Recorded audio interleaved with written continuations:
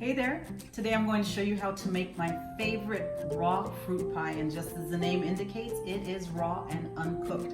Now you can make this with pretty much any fruit that you like, but I'm going to show you my favorite ingredients today. We're going to start with a crust that's made out of raw almonds. They've not been pasteurized, roasted, put salt on or anything, they're all natural. We're also going to use dates, and the dates have their pits removed. As you can see, I did that already. We're also going to use some bananas. I like some fresh pineapple as well, fresh pineapple, not from the can. Some fresh blueberries and strawberries. There you go. And then a dash of cinnamon and a dash of nutmeg to just add the flavor. And, oh yeah, forgot about this here, some coconut. And the coconut I use pretty much just as a decoration. You know, if you don't like any of these ingredients, go ahead and switch them out for something that you do like. So let's get started. So the first thing that we're gonna do is create the crust. And for the crust, I have about a cup of raw almonds. So you can use any type of nut that you like. This is my favorite. I found that if I use a cashew nut, it makes the crust very, very soft and almost a feeling of oiliness. And this is just my favorite one.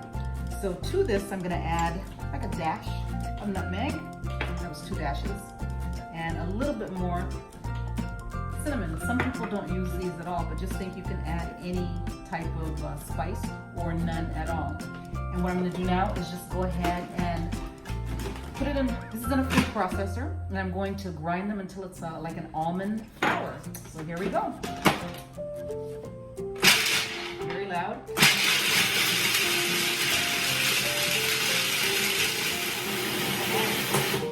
And so you'll see from just looking, and you'll hear the difference. It's not as loud. It's nice and powdery. There we go.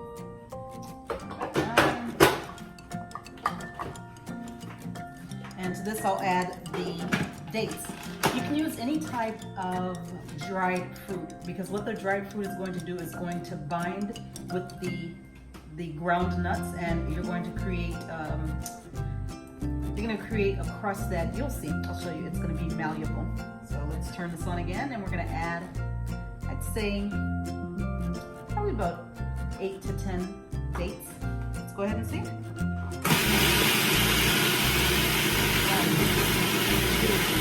3, 4.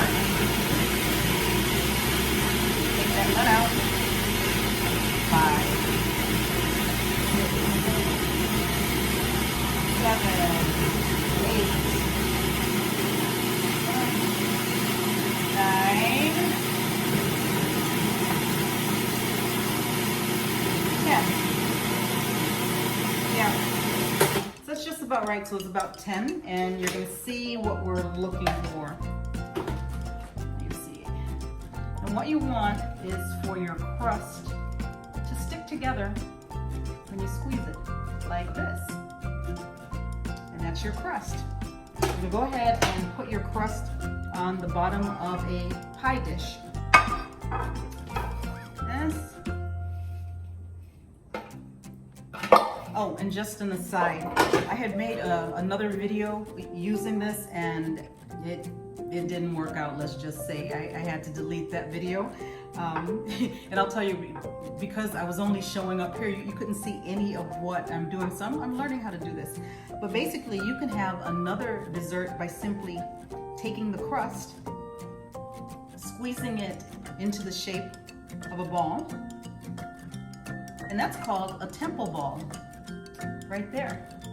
Some people like to roll it around in cacao or carob powder or coconut, or drizzle melted chocolate over it. I know my hands have this stuff all over it, but it's really good. You can eat it just like this. It's a nice dessert. I'll put that on the side. But now what you're going to do is you have your pie dish, you have the raw crust, and you're going to smash it down. Okay, smash.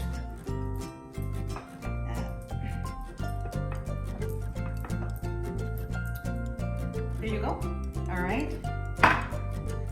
Now to this, you're gonna have a layer of bananas. Now for bananas, some people like bananas when they're very ripe. Some people like them when they have a little bit of green on them. So whatever way you happen to like your bananas. This banana, let me get a little closer here. So this banana, it still has a little bit of yellow on it. Here I am. This banana still has a little bit of yellow on it. I'm sorry, it has a lot of yellow. It has a little bit of green. This is not my favorite way to eat them.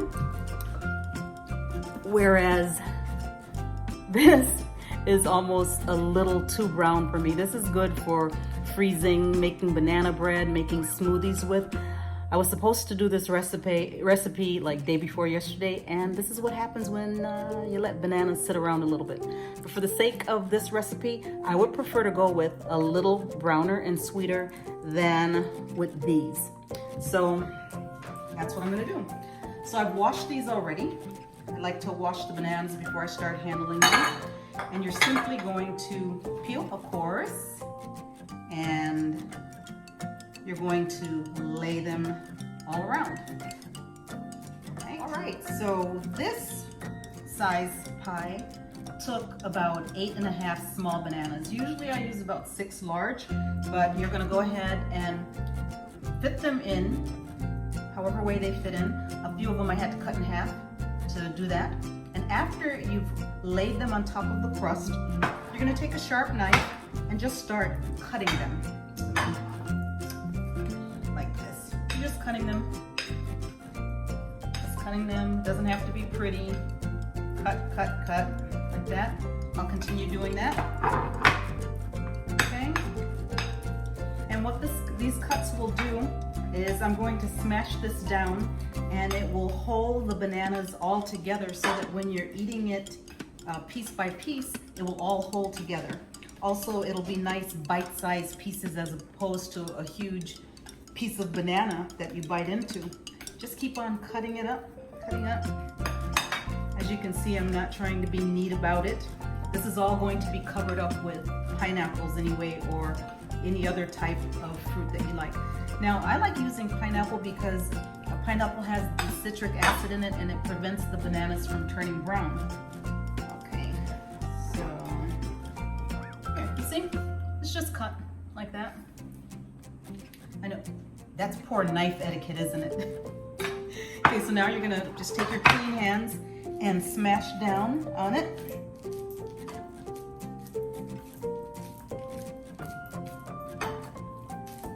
Until it's nice and tight.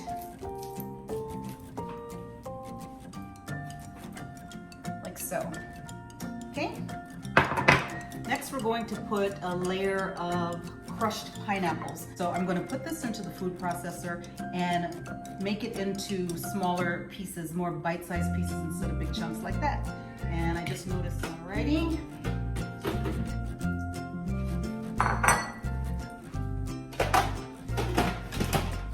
I just pulse it because I don't like to puree it. I still like to have some texture, so I go real easy. And that's about it. There you have it.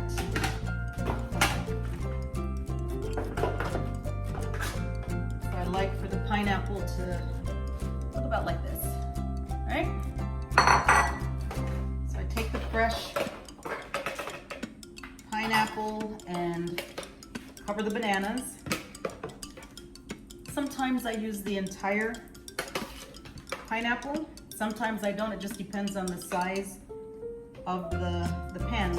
And today it looks like I'm gonna use it all. All right. There we go. Let's cover it up.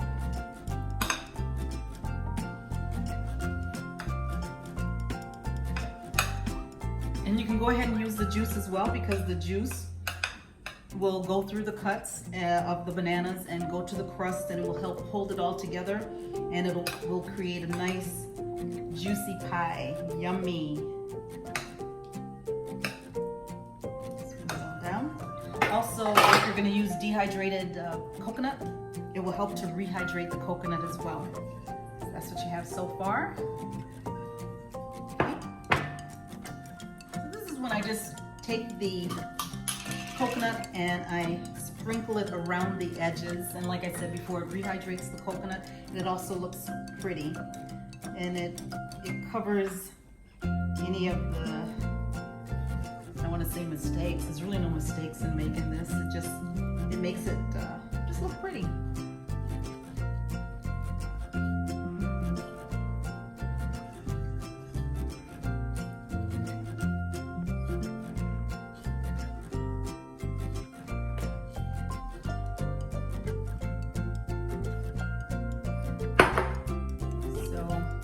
Created a border with the coconut, and now I'll add the strawberries and the blueberries just as whatever way. One of my friends, I showed her how to do this, and she put hers in a rectangular pie dish, and she created like the American flag with blueberries and strawberries and coconut. It was so pretty.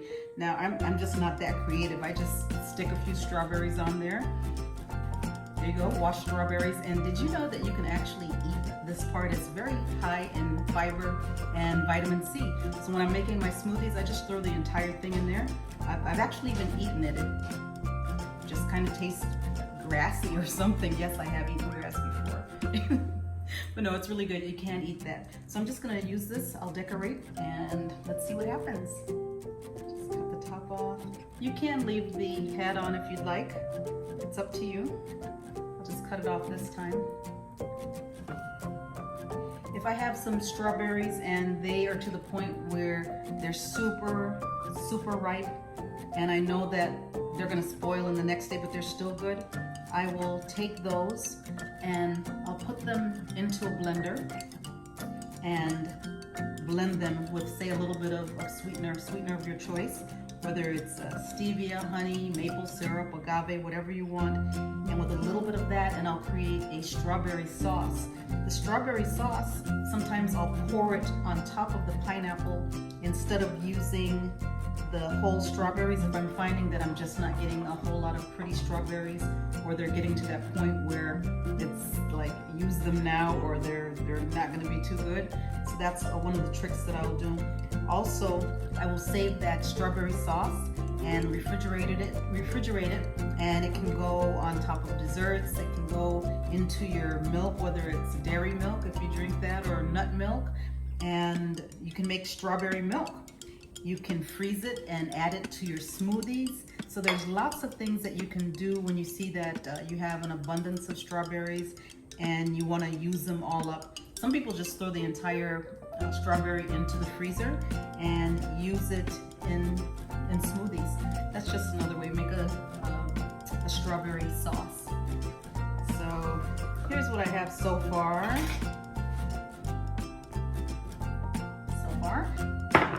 And I don't have a whole lot of strawberry, I don't have a whole lot of blueberries left.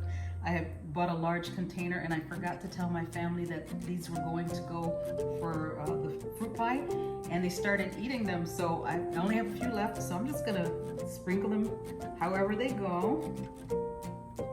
Now you also could have saved some of the pie crust and then just sprinkled the pie crust on top for decoration. You can also do a little bit more coconut,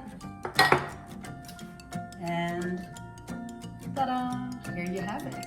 Here's your raw fruit pie. It's also really good with mangoes and peaches. Some people like to put apples in there. Like I said, whatever your favorite fruit is. Strawberries, raspberries, whatever. And that's it.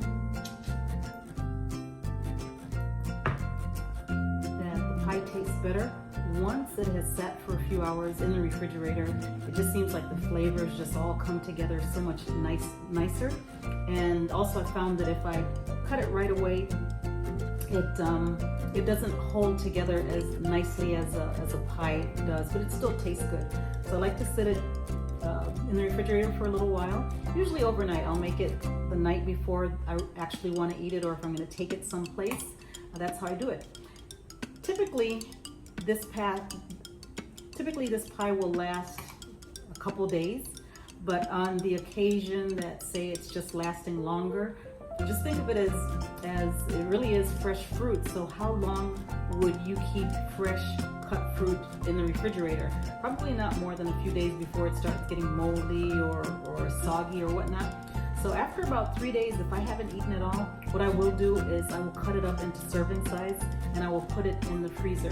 And it tastes good. It's almost like an ice cream when you eat it cold like that. Or you can take that serving size and put it into a smoothie, because you figure all of the ingredients are nuts and nuts and dates and fruit. So it's going to give you a nice nut milk flavor as well as fruit. So it's excellent for smoothies, or you can eat it cold as well.